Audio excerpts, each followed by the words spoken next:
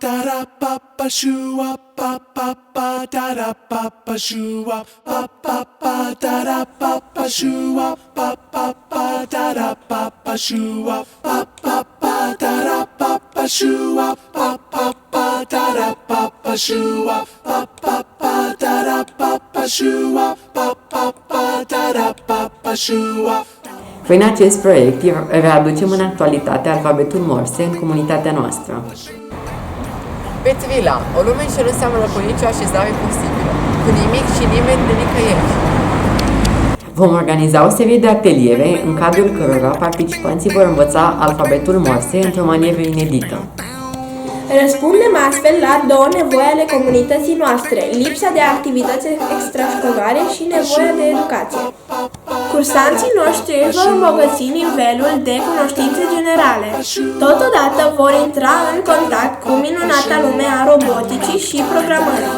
Nu în ultimul rând, învățând codul Morse, în creierele lor se vor crea noi sinapse neuronale. Vor deveni mai deștepți. Toate acestea asezonate cu bună dispoziție și crearea de noi prietenii.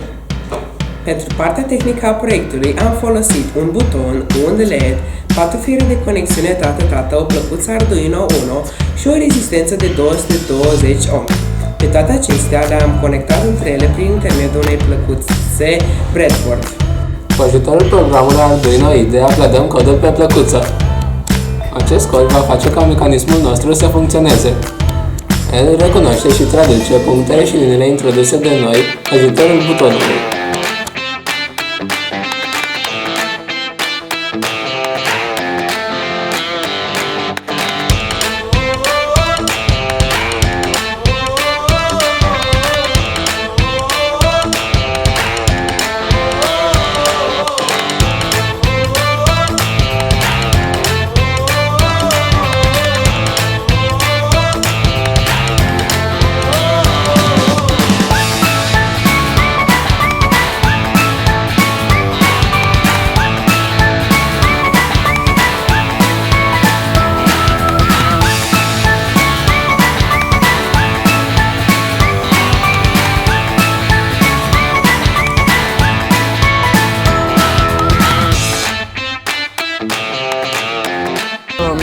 Unde știi tu că se organizează activități extrașcolare în Petrila?